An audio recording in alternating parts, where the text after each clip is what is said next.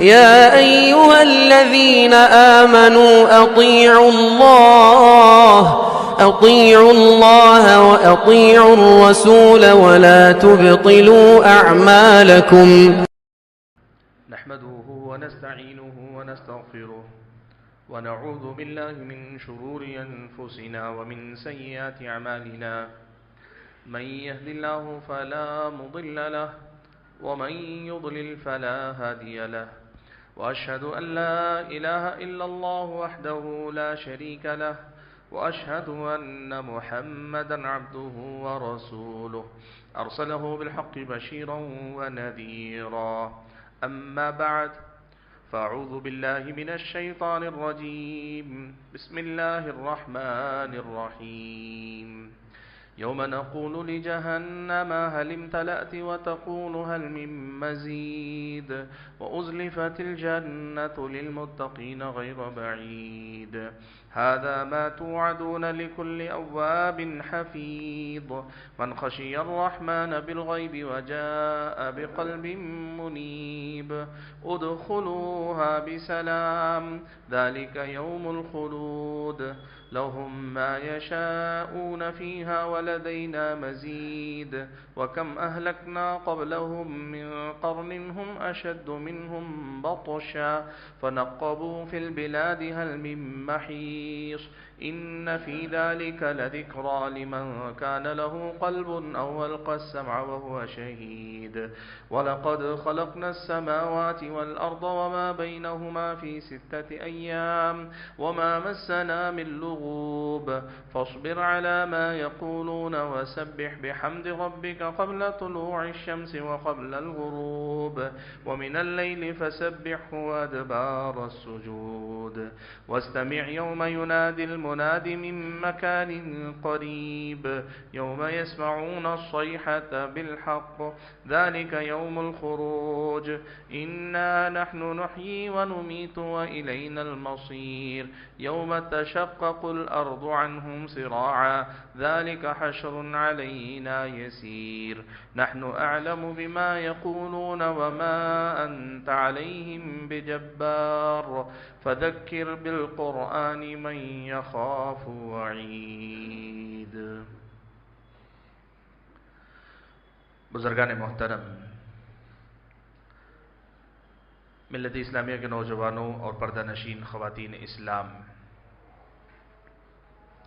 اللہ رب ذوالجلال ہم سب کا تنہا خالق، تنہا مالک اور ہم سبھی کا تنہا معبود برحق، ہر طرح کی حمد و ثنا ہماری اور آپ کی ہر ایک چھوٹی بڑی ریاضت اور ہم سبھی کی ہر ایک بندگی کا اکیلا اور تنہا مستحق رب ہے، معبود برحق ہے، جس کی بندگی میری اور آپ کی زندگی کا مقصد ہے اور جس کی بندگی میں ہماری زندگی کا گزرنا ہمارا اور آپ کا سب سے بڑا کمال اور سب سے بڑا کارنامہ ہے۔ درود و سلام ہو نبی آخر الزماں پیارے نبی محمد صلی اللہ علیہ وسلم کی ذات گرامی پر، جنہیں اللہ تبارک و تعالی نے اپنا آخری نبی و رسول بنا کر مبعوث فرمایا، جنہوں نے اللہ تبارک و تعالی کے حکم کے مطابق اور اللہ تبارک و تعالی کی ہدایات کے مطابق دین کی ہر ایک بات کو ہم اور آپ تک بڑی وضاحت کے ساتھ پہنچا دیا، تاکہ ہم اور آپ اللہ تبارک و تعالی کی عبادت اور بندگی پورے علم اور بصیرت کے ساتھ کریں، نیکی کے جو مواقع آپ صلی اللہ علیہ وسلم نے خود اپنی زندگی میں اپنائیں، ہم بھی ان کو اپنا سکیں، اور دین کے معاملے میں جہاں کہیں پیارے نبی صلی اللہ علیہ وسلم نے ترغیب دلائی ہے اس میں ہم ایک دوسرے کے ساتھ مقابلہ اور مسابقہ کر سکیں۔ حاضرین جمعہ، مسند احمد کی ایک روایت ہے، حسن درجے کی اس روایت میں حضرت اسامہ بن زید رضی اللہ تعالیٰ عنہ روایت فرماتے ہیں کہ میں نے رسول اکرم صلی اللہ علیہ وسلم سے پوچھا کہ اللہ کے نبی، کیا بات ہے کہ اس مہینے یعنی شعبان کے مہینے میں آپ کو میں جس قدر زیادہ روزہ رکھتے ہوئے دیکھتا ہوں، اس قدر زیادہ کسی اور مہینے میں آپ کو روزہ رکھتے میں نہیں دیکھتا ہوں۔ آپ صلی اللہ علیہ وسلم نے ان کے جواب میں فرمایا کہ ذاک شہر یغفل فیہ الناس بین رجب و رمضان، یہ ایک ایسا مہینہ ہے کہ لوگ اس مہینے میں غفلت کا شکار ہو جاتے ہیں۔ یہ مہینہ رجب اور رمضان کے درمیان آتا ہے، لوگ اس کو نظر انداز کر دیتے ہیں، جبکہ یہ ایسا مہینہ ہے کہ اس مہینے میں ترفع الاعمال الى رب العالمین، کہ بندوں کے اعمال اس مہینے میں رب العالمین کے پاس اٹھائے جاتے ہیں۔ پھر اللہ کے نبی نے فرمایا وَأَنَا أُحِبُّ أَن يُرْفَعَ عَمَلِي وَأَنَا صَائِمٌ، میں چاہتا ہوں کہ جب اللہ تعالیٰ کے پاس میرا عمل پہنچے تو میں روزے کی حالت میں رہوں۔ حاضرین گرامی، اس حدیث میں پیارے نبی صلی اللہ علیہ وسلم کے جو معمولات ہم اور آپ کو معلوم ہوتے ہیں، اور حضرت اسامہ کے سوال کرنے پر اللہ کے نبی صلی اللہ علیہ وسلم نے جو جواب دیا، ان دونوں سے بہت ساری باتیں ہمارے اور آپ کے سیکھنے کی۔ سب سے پہلی بات تو یہ کہ نبی علیہ الصلوۃ والسلام کی یہ سنت ہمیں معلوم ہوئی کہ اللہ کے نبی نفل روزے جو رکھا کرتے تھے وہ سب سے زیادہ شعبان کے مہینے میں رہتے تھے۔ اللہ کے نبی صلی اللہ علیہ وسلم کے معمولات میں سے، اور آپ نے جن روزوں کی ترغیب دلائی نفل روزے، اس میں ہر مہینے میں پیر اور جمعرات کا روزہ بھی ہے، ایام بیز کے 3 روزے بھی ہیں، یہ ہر مہینے میں آپ کی سنت کا حصہ ہے۔ اس سے ہٹ کر شوال کے مہینے میں مزید 6 روزے اللہ کے نبی صلی اللہ علیہ وسلم نے رکھنے کا حکم دیا نفل روزے کے طور پر، یہ بھی اپنی جگہ پہ بڑے اہم روزے ہیں۔ ان سے ہٹ کر عرفہ کا روزہ ہو یا محرم کے روزے ہوں، اللہ کے نبی صلی اللہ علیہ وسلم سے یہ سارے روزے آئے ہیں، اور اللہ کے نبی صلی اللہ علیہ وسلم کا یہ معمول بھی حضرت عائشہ صدیقہ رضی اللہ تعالی عنہا نے نقل کیا ہے کہ اللہ کے نبی کا یہ معمول تھا کہ عام دنوں میں جو سال کے 11 مہینے رمضان کے علاوہ کبھی ایسا ہوتا کہ اللہ کے نبی ایک کے بعد دیگرے روزہ ایسے مسلسل رکھتے، ہمیں ایسے لگتا کہ اللہ کے نبی روزہ چھوڑیں گے ہی نہیں، اب ہمیشہ روزے ہی رہنے لگیں گے۔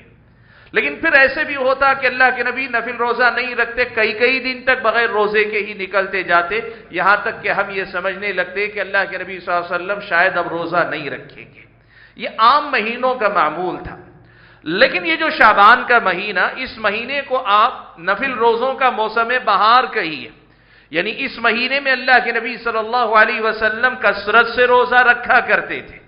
اس حدیث میں حضرت اسامہ بن زید نے اللہ کے نبی صلی اللہ علیہ وسلم سے یہی تو پوچھا کہ میں نے جس قدر زیادہ اس مہینے میں روزہ رکھتے آپ کو دیکھا ہے، اتنا میں نے کسی اور مہینے میں آپ کو روزہ رکھتے ہوئے نہیں دیکھا۔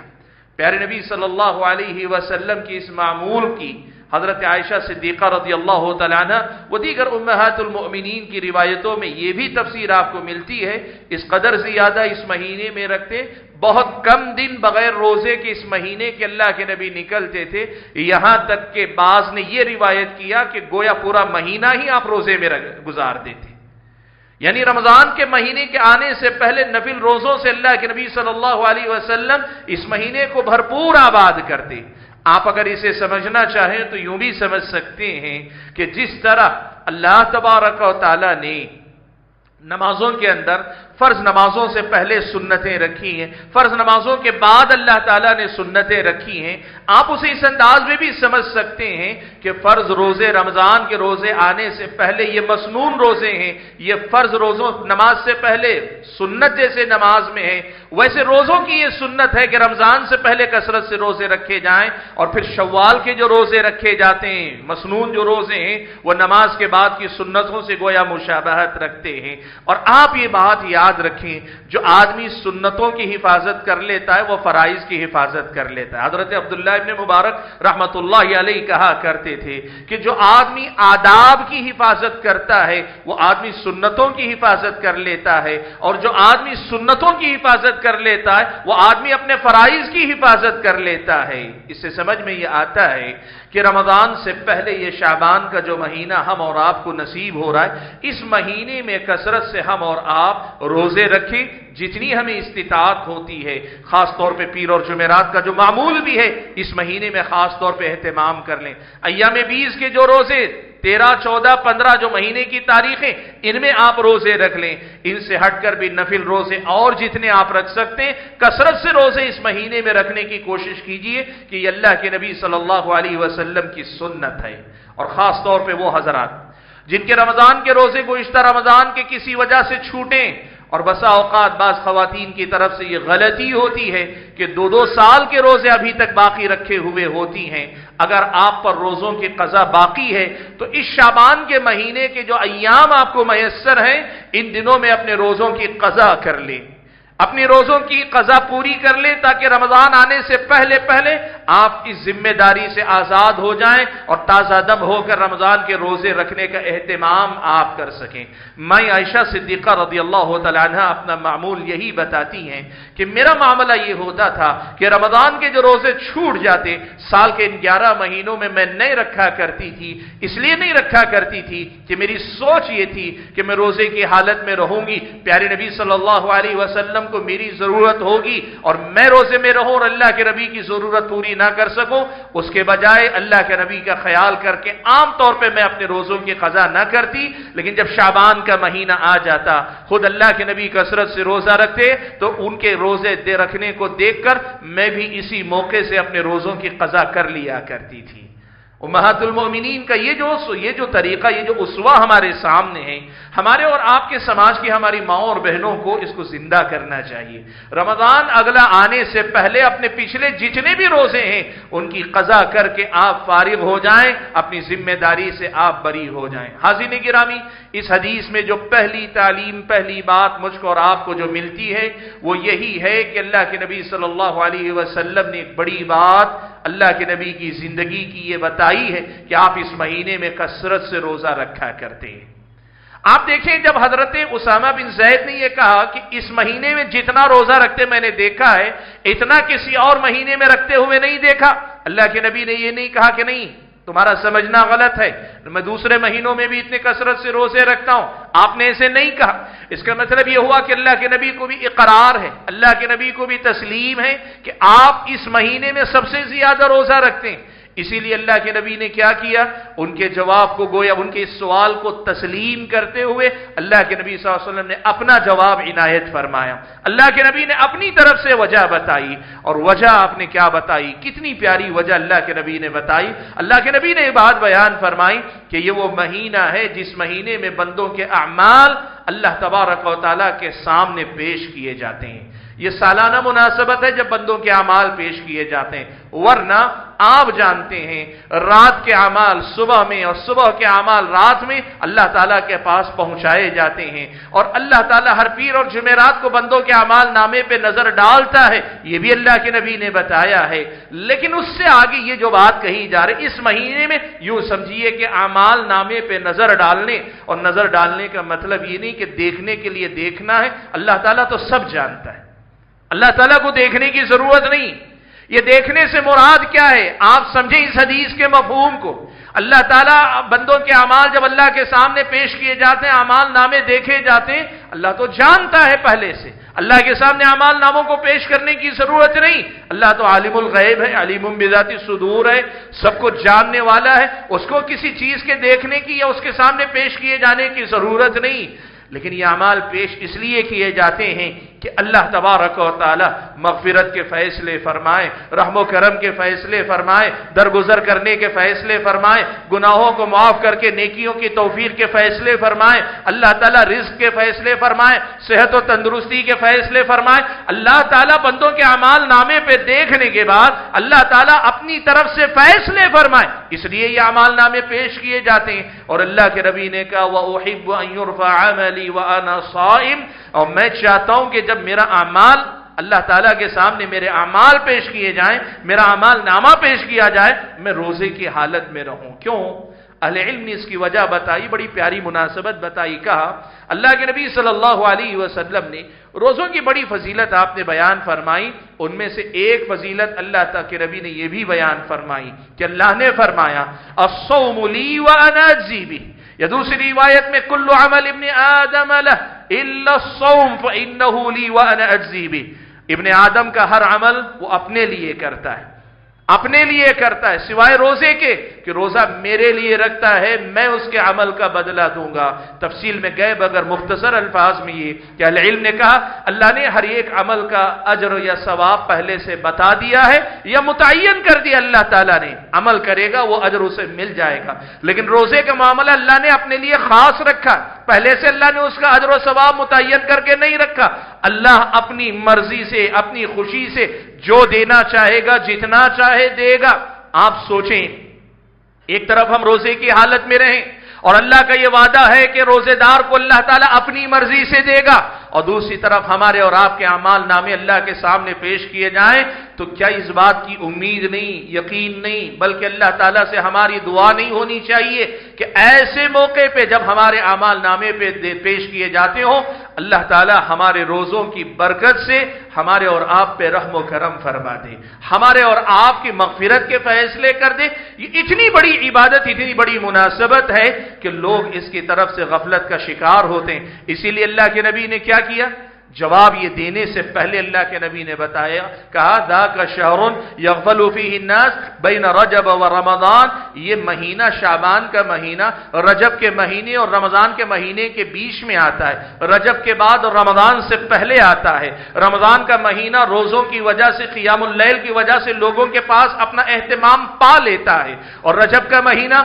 हुर्मत वाला महीना होने की वजह से लोग उसका भी लिहाज रख लेते हैं। लेकिन दो अजीम महीनों के दरमियान आने की वजह से लोग इस महीने की तरफ से गाफिल हो जाते हैं, इस महीने की नेकियों की तरफ से गाफिल हो जाते हैं। इस महीने में अल्लाह के नबी की ये जो सुन्नत है कसरत से नफिल रोजे रखने की, या उम्महातुल मोमिनीन का जो तरीका है अपने रोजों के कज़ा कर लेने की, लोग इसकी तरफ से गफलत का शिकार हो जाते हैं। सुभान अल्लाह, दुआ कीजिए कि अल्लाह ताला मुझको और आपको ऐसे गाफिलों में ना शामिल फरमाए। ये बहुत बड़ी बात है जो अल्लाह के नबी सल्लल्लाहु अलैहि वसल्लम ने बयान फरमाई। हाज़िरीन गिरामी, इस हदीस का यह पहला सबक या पहला मसला है कि इस महीने के रोज़ों का हुक्म पता चला, इस महीने में कसरत से नफिल रोज़े रखने का हुक्म मालूम हुआ, और उसका अजर व सवाब जो अल्लाह के नबी ने बताया यह हमारी और आपकी समझ में आया। लेकिन इस हदीस में एक दूसरी अहम बात भी है जो अल्लाह के नबी ने हम और आपको सिखाई,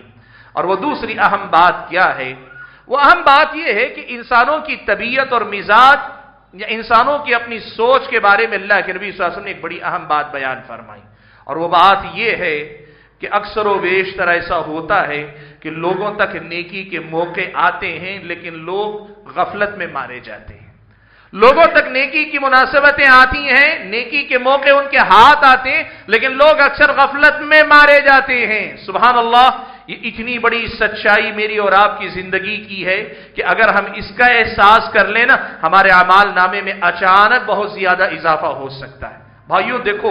नेकी एक ऐसा काम है, कोई भी नेकी, छोटी सी छोटी नेकी हो, बड़ी सी बड़ी नेकी हो, इसके लिए हमें कोशिश करनी चाहिए, जद्दोजहद करनी चाहिए, जोर लगाना चाहिए, आदमी को अपनी इस्तिताअत भर पूरा का पूरा एहतमाम करना चाहिए। ये मोमिनाना जिंदगी की पहचान है। लेकिन वहीं अगर आदमी इस गफलत की बीमारी का शिकार हो जाए, मामला उलट भी जाता है, नेकी चलकर उसके दरवाजे तक आती है। ये मुनासबतें, ये शरई मौसम हम तक आते हैं, लेकिन हम और आप उसकी तरफ से गाफिल रहते हैं। हाज़िरीन गिरामी, इस हदीस से दूसरा जो सबक मिलता है वो ये कि देखो, इस गफलत की बीमारी से अपने आप को निकालो। नेकियां जब हाथ आए तो हाथ से जाने न दो, नेकियों का मौका आता है तो उनको अपनी जिंदगी में अपना लो। क्यों? इसलिए कि अक्लमंद वही होता है हाथ आई हुए शिकार को, हाथ आई हुई कमाई को जाने न दे। वो आदमी नादान है कि आपके सामने, आपके हाथ में सब कुछ है, लेकिन आप लापरवाही करके उसे आप अपने हाथ से जाने दें। जो मुसलमान नेकियों की मुनासबतों को नजरअंदाज करता है या उनमें अमल नहीं करता, उसके बारे में इस हदीस में अल्लाह के नबी ने यूं कही, ये कहा है, वो गाफिल मुसलमान, वो गाफिल मुसलमान है। अल्लाह के नबी सल्लल्लाहु अलैहि वसल्लम ने गोया इस हदीस में हम और आपको बताया। इसीलिए ये बात याद रखें, शरीयत मुतहरा का कोई भी अमल हो, वो बड़ी बड़ी नेकियां हो, वो छोटे से छोटा अमल हो, मामूली से मामूली नेकी हो, आपको ये बात सिखाई गई, उसको अहम समझें। आप उसे अहम समझें, उसे क्या, उसको अहमियत दें। बहुत सारे लोग ये बात पूछा करते हैं, नमाज कितनी रकात है? ان سے بتایا جاتا ہے، مثال کے طور پہ ظہر میں بتایا جائے کہ پہلے 4 رکعت سنت مؤکدہ، پھر 4 رکعت فرض ہے، اور اس کے بعد 2 رکعت سنت مؤکدہ. فرض کتنی ہے اس میں سے؟ اب یہ فرض کتنی ہے والا سوال اگر اس لیے تاکہ آدمی فرض اور سنت کے فرق کو جان لے، بالکل صحیح سوال. معلوم ہونا چاہیے آدمی کو کہ اس میں فرائض کون سے ہیں، سنتیں کون سی ہیں، سنن رواتب سنن مؤکدہ کون سی ہیں، اور سنت غیر مؤکدہ بھی اگر ہیں تو وہ کیا، یہ معلوم ہونا چاہیے. علم اچھی چیز ہے، لیکن اگر علم آپ کو اس کی طرف لے جائے میں فرض جان لوں گا اور فرض پہچان کر سنتوں کو چھوڑ دوں گا تو پھر اس سے بڑی غفلت کیا ہو سکتی ہے. آپ یہ بات یاد رکھیں، اسلامی شریعت آپ کو اور مجھ کو سکھاتی ہے عمل کوئی بھی ہو، معمولی سے معمولی عمل ہو، اپنی زندگی میں اس کو غیر معمولی اہمیت دینے کی کوشش کرو. سبحان اللہ. پیارے نبی صلی اللہ علیہ وسلم کے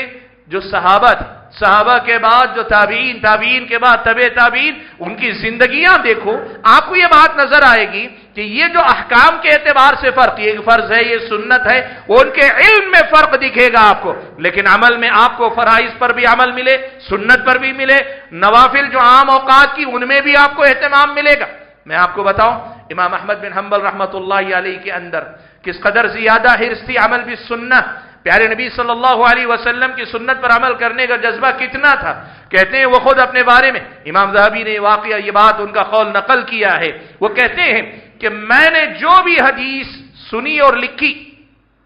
جو بھی علم میں نے حاصل کیا، اللہ کے نبی کی جو بھی حدیث میرے علم میں آئی اور میں نے اسے لکھا، محفوظ رکھا، زندگی میں کم سے کم 1 مرتبہ تو ضرور میں نے اس پہ عمل کیا، 1 مرتبہ کم سے کم ضرور میں نے اس پہ عمل کیا. اور پھر مثال دیتے ہوئے کہتے ہیں میں نے اللہ کے نبی صلی اللہ علیہ وسلم کی ایک حدیث پڑھی کہ اللہ کے نبی صلی اللہ علیہ وسلم نے پچنا لگایا. پچنا لگانا، سینگی لگانا جسے کہتے ہیں، کپنگ جسے کہتے ہیں، حجامہ جسے کہتے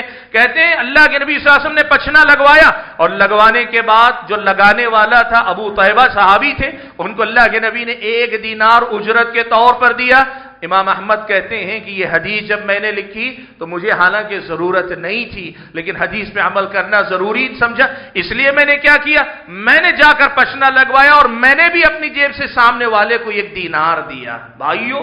علم کے ساتھ عمل ہونا چاہیے اور ہر نیکی کی قدر ہونی چاہیے، ہر نیکی کی اہمیت ہونی چاہیے، ہر نیکی پر عمل کرنے کی فکر ہونی چاہیے. آج ہم اپنے آپ سے ایک سوال پوچھ لیں، زندگی میں ایسی کتنی نیکیاں ہیں جن کو ہم جانتے ہیں لیکن زندگی میں کبھی ہم نے عمل نہیں کیا؟ کتنی نیکیاں ہیں آپ دیکھ لیں. ہر آدمی اپنے بارے میں جانتا ہے. میں اپنے سے ابتدا کروں، آپ اپنے بارے میں سوچیں. علم بہت ساری نیکیوں کا ہمیں ہے، لیکن ان نیکیوں پر عمل کی جب بات آتی ہے، علم کی فہرست اگر لمبی ہے، عمل کی فہرست بڑی چھوٹی اور مختصر ہے. یہ اصل میں بتاتا ہے نبی علیہ الصلوۃ والسلام نے جو بات کہی نا کہ هو شهر يغفل فيه الناس، یہ وہ مہینہ ہے جس میں لوگ غفلت کی مار پڑتی ہے، جن پہ غفلت سے مارے جاتے ہیں. آج ہماری اور آپ کی زندگی کا ایک عام رجحان یہی. اسی لیے آپ دیکھو اللہ کے نبی صلی اللہ علیہ وسلم نے ہم اور آپ کو سکھلایا، بتلایا کہ ایک ایک عمل جسے لوگ معمولی سمجھتی ہے اسے بھی معمولی مت سمجھو. پیارے نبی صلی اللہ علیہ وسلم نے مختلف احادیث میں کہا. ایک حدیث اللہ کے نبی نے کہا لا تحقرن من المعروف شیئا ولو ان تلقى اخاك بوجه طليق. صحیح مسلم کی روایت میں کہا تم کسی نیکی کو حقیر مت سمجھو، کسی بھی نیکی کو معمولی مت سمجھو، چاہے وہ ملتے ہوئے مسکرا کر ملنا کیوں نہ ہو. اپنے بھائی سے ملتے ہوئے مسکرا کر ملنے ہی کا مسئلہ کیوں نہ ہو. دنیا ہے، میل جول ہے، کاروبار ہے، رشتہ داریاں ہیں، اڑوس پڑوس ہے، لوگوں سے اٹھنا بیٹھنا رہتا ہے، لوگوں سے ملنا ہے. اور جب ملتے ہو تو ذرا سا مسکرا کر مل لو، اور مسکرانے میں آپ کو نہ کوئی محنت لگے گی، نہ کوئی، بس ذرا سی خوش مزاجی، خوش اخلاقی کی ضرورت ہے. اگر یہ بھی نیکی کر سکتے ہو تو یہ بھی نیکی کرو، اسے بھی معمولی مت سمجھو. اللہ کے نبی نے یہ بات بیان فرمائی. اللہ کے نبی صلی اللہ علیہ وسلم نے فرمایا لا تحقرن جارۃ لجارتها ولو فرس نشر. اللہ کے نبی نے کہا ایک پڑوسن، ایک پڑوسی عورت دوسری پڑوسن، دوسری پڑوسی عورت کے ساتھ حسن معاملہ کرنے میں کسی بھی بات کو معمولی نہ سمجھے. اپنے گھر میں جو پکوان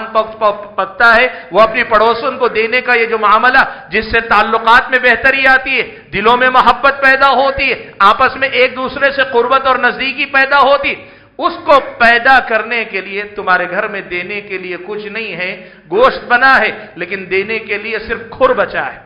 پھر سنشات صرف کھر بچا ہے، کھر میں صرف چمڑا ہوتا ہے، برائے نام ہلکا سا گوشت ہوتا ہے، زیادہ گوشت اس میں نہیں ہوتا، اچھے خاصے گوشت والی ہڈی نہیں، اگر کھر بھی دے سکتی ہو تو اپنی پڑوسن کو دو، اور اس دینے والے اس معمولی عمل کو بھی تم معمولی نہ سمجھو۔ یہ اللہ کے نبی صلی اللہ علیہ وسلم نے خواتین سے کہا۔ اللہ کے نبی صلی اللہ علیہ وسلم نے یہ بھی کہا وَلَوْ أَن تُفْرِغَ مِن دَلْبِكَ فی اناء المستسقی، اللہ کے نبی نے کہا اس نیکی کو بھی تم معمولی نہ سمجھو کہ تم گئے پانی لینے کے لیے۔ پرانا زمانہ تھا تو لوگ پانی لینے کے لیے پنگھٹ پہ جایا کرتے تھے، پانی خصوصی جگہ پہ ملا کرتا تھا، تم پہلے پہنچ گئے، پانی لے لیے ہو، تم نے پانی نکال لیا اور تمہارے ساتھ تمہارے پیچھے اب تمہارا بھائی کھڑا ہے، تم ہٹو گے وہ لے لے گا، پانی بھی ہے کوئی ہے بھی نہیں، تم لے کر نکلنے کے بجائے اپنا پہلا لیا ہوا پانی اس کے برتن میں ڈال دو، اس کے اپنے برتن میں ڈال دو، پھر تم دوبارہ لے لو۔ اتنی معمولی سی نیکی کو بھی معمولی نہ سمجھو، اللہ کے نبی صلی اللہ علیہ وسلم نے اس بات کا حکم دیا۔ میرے بھائیوں، آپ دیکھو اسلامی شریعت ہماری اور آپ کی جو تربیت کرتی، اس تربیت میں یہ بات ہے کہ کسی نیکی کو معمولی نہ سمجھو۔ ایسے غافل نہ بنو گے جن کے سامنے نیکیاں آتی ہیں لیکن لوگ نیکیوں سے بے نیاز ہوتے ہیں۔ سبحان اللہ، مارکیٹ میں اگر کوئی آدمی ہے، آپ جانتے ہیں بیوپار آ رہا ہے، کچھ نہیں سامنے آ رہا ہے، دو لو، بات اتنی ہی ہے کہ ایک ہاتھ دو ایک ہاتھ لو، مارکیٹ میں آپ بیٹھے ہوئے اور آپ کہتے ہیں نہیں میں نہیں لوں گا، لوگ تو آپ کو بیوقوف کہتے ہیں نا۔ مارکیٹ میں آپ دنیا کی تجارت میں جسے بیوقوفی سمجھتے ہیں،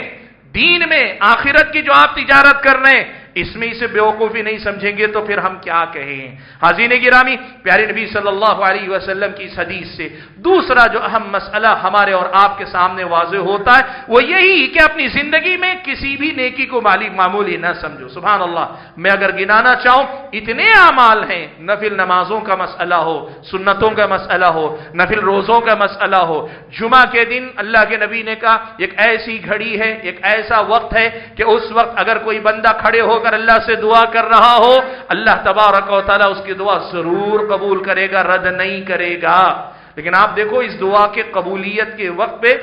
محنت کرنے والے، اس وقت کی تلاش میں لگنے والے کتنے آپ کو ملیں گے؟ آپ یقین کرو، دیکھتے جاؤ، میں نے کہا نا، آپ صرف یہ دیکھ لیں نیکیاں جن کو ہم جانتے ہیں، ہمارے علم میں جو نیکیاں ہیں ان کی فہرست کتنی لمبی ہے، اور اس کے مقابلے میں ہمارے اور آپ کے عمل میں جو نیکیاں ہیں ان کی فہرست کتنی مختصر ہے۔ دونوں کا موازنہ کرو، سمجھ میں آئے گا کہ جو بات اللہ کے نبی نے شعبان کے مہینے کے بارے میں کہی وہ میری اور آپ کی عملی زندگی کی ایک بہت بڑی سچائی ہے کہ ذاک شہر یغفل فیہ الناس، یہ ایسا مہینہ کہ اس مہینے کی یا اس مہینے کے اعمال یا نیکیوں کی طرف سے بہت سارے لوگ غافل ہوتے ہیں۔ معلوم یہ ہوا کہ اس حدیث میں ہم اور آپ کو بتایا گیا کہ نیکیوں کی یہ جو مناسبتیں، چاہے وہ شعبان میں آئیں یا کسی بھی اور مناسبت سے آئیں، ان سے غفلت برتنا ایک بہت بڑی نادانی ہے۔ حاضرین گرامی، تیسری اہم بات جو آج کے اس خطبہ جمعہ میں آپ کے سامنے ذکر کرنا چاہتا ہوں وہ یہ کہ اسی مہینے میں 15ویں شعبان آئے گی۔ اس 15ویں شعبان سے متعلق بہت ساری باتیں ہیں جن کو آپ کو بہت واضح انداز میں سمجھنا چاہیے۔ سب سے پہلی بات تو یہ جان لیں کہ کیا 15ویں شعبان کی تاریخ، چاہے وہ دن ہو یا رات ہو، اس کی کوئی خصوصی فضیلت پیارے نبی صلی اللہ علیہ وسلم سے ثابت ہے؟ تو اس سلسلے میں یہ بات بتاؤں کہ کچھ حدیثیں ہیں جن حدیثوں کے بارے میں اہل علم کے درمیان اختلاف ہے۔ بڑی تعداد اہل علم کی محدثین اور خاص طور پہ متقدمین اہل حدیث جو علماء اہل حدیث ہیں، یعنی خاص طور پہ جو محدثین کرام ہیں، ان میں کی اکثریت کا یہی خیال ہے 15ویں شعبان کی فضیلت سے متعلق کوئی روایت ثابت نہیں، اللہ کے نبی سے کوئی روایت ثابت نہیں، بلکہ یہ روایتیں منکر درجے کی ہیں، یہاں تک بعض اہل علم نے حکم لگایا، یعنی انتہائی شدید درجے کی ضعیف ہیں، یہ تک بعض اہل علم نے کہا۔ لیکن بعض اہل علم نے یہ کہا کہ نہیں، ان احادیث میں سے صرف کچھ حدیثیں ثابت ہیں، اور جن حدیثوں سے یہ مسئلہ معلوم ہوتا ہے کہ 15ویں شعبان کی رات میں اللہ تعالیٰ مغفرت کے فیصلے فرماتا ہے، اس دن اللہ تعالیٰ مغفرت کے فیصلے فرماتا ہے، اور سوائے بدعتی اور مشرک کے، یا دوسری تفسیر کے مطابق سوائے آپسی جھگڑا رکھنے والے اور مشرک کے، اللہ سب کی مغفرت کر دیتا ہے۔ کہا یہ حدیثیں اس معنی کی حدیثیں ثابت ہیں، جیسے شیخ البانی رحمۃ اللہ علیہ کی ایک رائے تھی۔ بعض محققین یہ مانتے ہیں کہ یہ فضیلت ثابت ہے، لیکن بات سمجھیں آپ، کیا ان احادیث سے یہ سمجھ میں آتا ہے کہ اس فضیلت کو پانے کے لیے ہمیں اس دن روزہ رکھنا چاہیے، اس دن رات میں کسی قسم کی عبادت کرنی چاہیے، یا اس دن کسی قسم کا خصوصی اہتمام کرنا چاہیے؟ میں بہت صاف انداز میں آپ کو بات بتا دیتا ہوں کہ تمام متقدمین اہل حدیث علماء جو محدثین ہیں وہ بھی، اور جو اہل حدیث علماء محدثین یہ مانتے ہیں کہ حدیث ثابت ہے، وہ بھی یہ بات کہتے ہیں، یہ بات واضح کرتے ہیں، یہ ایک ایسی فضیلت ہے کہ فیصلہ تو 15ویں شعبان کو ہوگا، لیکن اس کا دار و مدار سال بھر کے اعمال پر ہوگا۔ سال بھر جو آپ نے نیکیاں کی، سال بھر جو آپ نے اچھائیاں کی، ان پر اس کا دار و مدار ہوگا۔ اس دن کوئی خصوصی عمل کرنا، اس دن کوئی خاص عبادت کرنا، اس دن کوئی خاص نیکی کرنا، اس کی اسلامی شریعت میں کوئی اصل نہیں ہے، کوئی ثبوت نہیں ہے۔ میں اس لیے بات آپ کے سامنے رکھ رہا ہوں کہ پہلے یہ بات مجمل بتا دی جاتی تھی، کہہ دیا جاتا تھا 15ویں شعبان کی رات ہو دن ہو کوئی عمل شریعت مطہرہ میں ثابت نہیں، تو لوگ الحمدللہ سمجھتے تھے بات ختم ہو جاتی۔ اب پچھلے دنوں سے سوشل میڈیا جب سے آیا، لوگ کیا کرتے ہیں، یہ بات عام کرتے ہیں کہ شیخ البانی نے کہا ہے کہ وہ حدیث ثابت ہے۔ اللہ کے بندو، بات پوری بتایا کرو نا کہ ٹھیک ہے اگر بعض محققین نے کہا ہے وہ حدیث ثابت بھی ہے، تو آگے انہوں نے یہ بھی تو بتایا ہے کہ کوئی عمل اضافی کرنے کی ضرورت نہیں، ایکسٹرا کوئی عمل کرنے کی ضرورت نہیں، جو آپ کا ڈیلی روٹین ہے، جو آپ کے روز مرہ کے معمولات ہیں، اسی کے مطابق آپ کو اپنے دن اور اپنے رات گزارنے چاہیے، اور اللہ سے یہ امید رکھنی چاہیے کہ سال بھر کی نیکیوں کا اللہ تعالیٰ اس وقت بدلہ دے گا، ہمیں الگ سے کچھ اضافی عمل کرنے کی ضرورت نہیں۔ میں آج ایک بات بتاؤں، محققین نے لکھا ہے 15ویں شعبان کی رات عبادت کرنے کا ثبوت نہ اللہ کے نبی سے ملتا، نہ صحابہ میں سے کسی